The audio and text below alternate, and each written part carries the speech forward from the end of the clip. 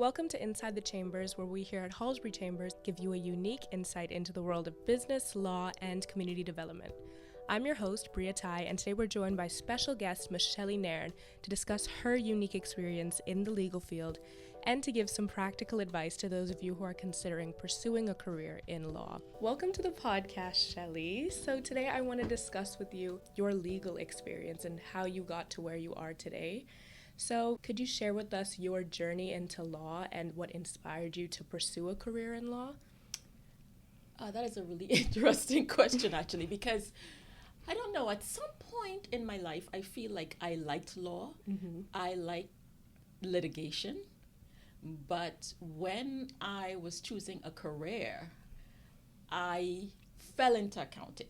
Okay. And I sort of fell into accounting because both of my aunts are like chartered accountants, and then one of my aunt in Toronto, and one of my aunts actually has an accounting firm. Oh, wow. So they were kind of my role models. And because my aunt was in accounting and my other favorite aunt was in accounting. Favorite aunt. I know. I don't think my other aunts are going to appreciate that. Right. So I kind of followed them into it. And when I went to college, I kind of followed them. You know, I would go like in the evenings and work into the accounting firm. But I just kind of liked law. And it was kind of interesting how I came to Halsbury Chambers because I always feel like it was like God directed my path and he said, you know what, this is not what I have for you. Come this way. So when I came into Halsbury, I actually came into Halsbury to do accounting. And it was funny because it was a law firm and that's kind of what I wanted to do. But I didn't want to pursue that until the kids were older. Okay. That was my thing. And of course, doing accounting, you also kind of have to have a little idea of the law because they sort of blended it. It's hard to tell an attorney or advise an attorney to do something if you don't have an understanding of what they're doing. Okay. So it kind of, I sort of had to learn a little bit about litigation, understand how it worked, understand the steps. And of course, I enjoyed it. And sometimes, like, some of the attorneys would come and we would powwow and stuff. What do you think of this? Or what do you think of that? But again, I did not want to pursue law until the girls were finished high school and they were in college.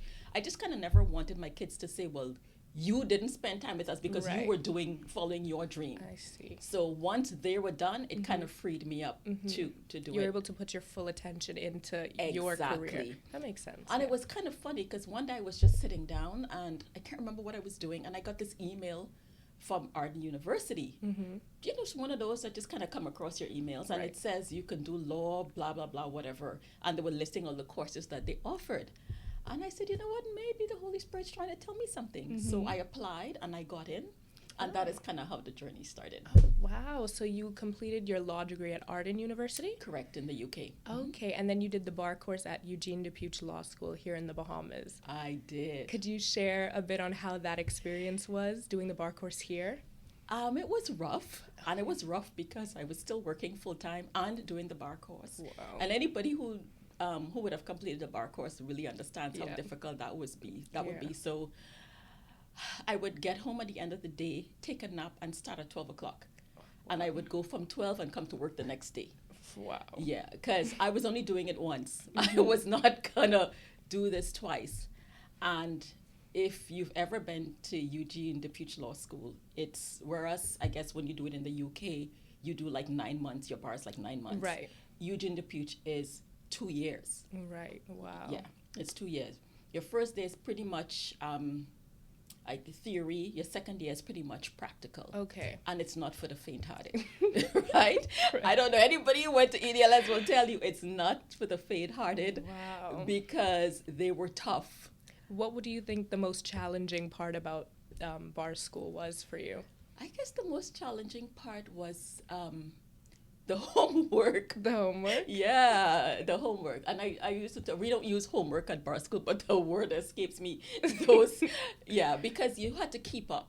And trying to sit down after a long day work and then try to focus And those lecturers didn't care because as far as they're concerned, it's a full-time program and you aren't supposed to be working at the same time. So you got home and you needed to get it done. Were there a lot of other people working at the same time while completing the bar course? There were a few.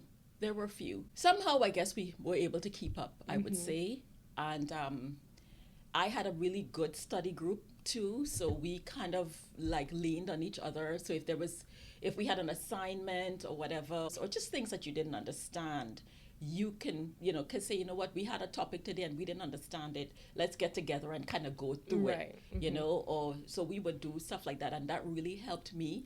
What really helped me as well is working here because some of the things I kind of already knew. And I think that really made a big difference in how I approached assignments or how I approach lectures, etc. Because some things I was already aware of. Right.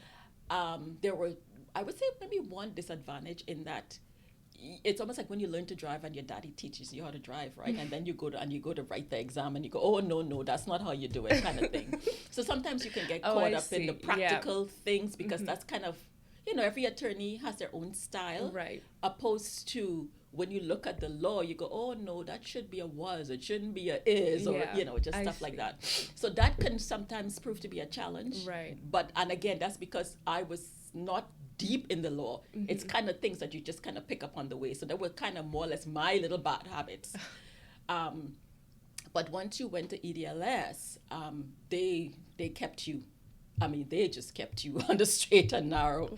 I mean, I would always tell anybody, to me, even if you go to England, I feel like I got a good education at EDLS. I felt that when I came out of EDLS, I was ready to go from day one. That's great. And I think that was a really good, I had a good experience. It didn't matter to me. I had a good experience. That's good. And I think I learned a lot. Good. So when did you pass the bar exam and get called to the bar? How long ago was that? Would you believe it's almost 3 years? Almost 3 years. Yeah, that time really fly. Yeah. I think the worst part is sitting and waiting, right? And you would know. You just, for the exam results. You just sitting and waiting, and then But yeah, it's almost 3 years. Wow. I was kind of thinking about it, and I'm like, I can't believe it's been 3 years. That's amazing. Yeah. So when you began, after you were called to the bar, what was the beginning of your practice like? Well, it technically still is the beginning, but more towards the beginning. What was that experience like for you? I think it was trying to find my niche because I found that it was easy to get caught up in a lot of different areas of law, that you can be jack of all trades and master of none. So I felt like the most important thing for me was to find out what it is I enjoy doing. And I feel that I'm still on that path of trying to figure out, like, what do I enjoy? Do I enjoy conveyancing? Do I enjoy litigation? Do I family? So I'm still kind of finding my path along the way. I think the most important lesson I would say for me is not to get so caught up that I'm overwhelmed and overburdened with so much things that I'm rushing through things. Right. I still want to learn. I want to practice law, and I want to practice law well.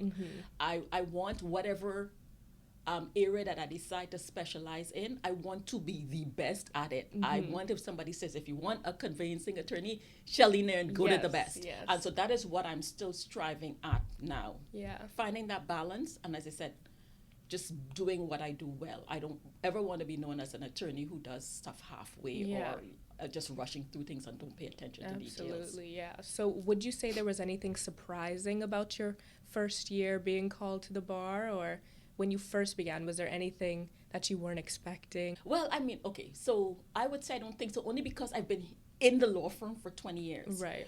But what I found surprising, I don't know if I should say this on a recording, is that some of the practical things that we learned, some attorneys were not familiar with it, I guess because they were so steeped in the law. So it was like putting into practice what we learned in law school. Okay. And one of the things they always stress to us is be careful of precedents, right? Precedents is exactly what it is.